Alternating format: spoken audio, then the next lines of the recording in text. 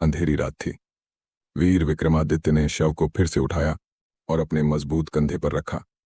बेताल की रहस्यमयी हंसी फिर गूंज उठी। बेताल बोला, राजन, तुम थकते नहीं, झुकते नहीं, लेकिन क्या तुम्हारा न्याय सदा अडिग है? सुनो मेरी 20वीं कथा, धर्म और प्रेम की उलझन की। कठिन निर्णय की कहानी। धनपाल, एक पुण्यात्मा व्यापारी, वर्षों से एक निर्धन यात्री अर्जुन को खोज रहा था। वर्षों पहले एक भीषण तूफान में धनपाल ने एक भूखे बेसहारा युवक को सहारा दिया था।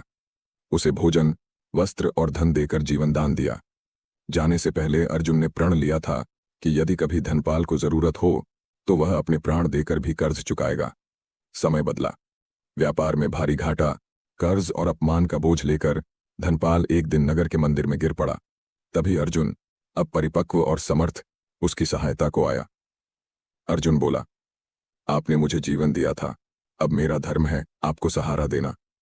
लेकिन उसी समय धनपाल के सामने एक और संकट खड़ा था। उसकी कन्या रोहिणी पर राज्य के क्रूर मंत्री की कुदृष्टि थी। मंत्री ने प्रस्ताव रखा, या तो अपनी पुत्री का विवाह मुझसे कर दो या तुम्हारा सारा ऋण और संपत्ति कुर्क कर दी जाएगी। रोहिणी अर्जुन से प्रेम करने लगी थी, लेकिन धनपाल धर्म संकट में था। मंत्री से रक्षा करने के लिए उसने अर्जुन से एक असामान्य प्रतिज्ञा मांगी। यदि तू वास्तव में मेरा कर्जदार है तो मेरी बेटी से विवाह कर उसे इस नरपिशाच से बचा। अर्जुन हतप्रभ रह गया।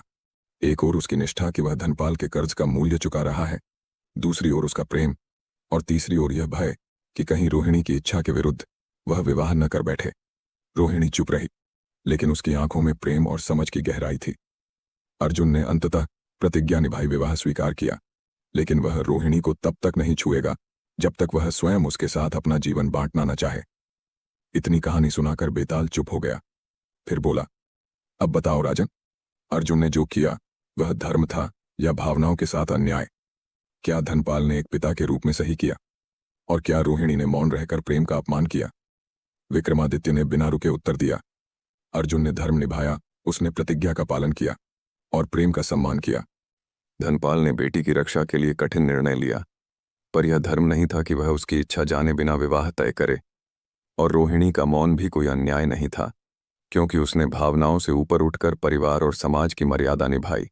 सच्चा धर्म वही है जो परिस्थिति, भावना और न्याय तीनों का संतुलन करे। बेताल मुस्कुराया, राजन, तुमने फिर सत्य का दीप जलाया, लेकिन क्योंकि तुम बोले मैं फिर उड़ चला, और वह शव लेकर आकाश में विलीन हो गया।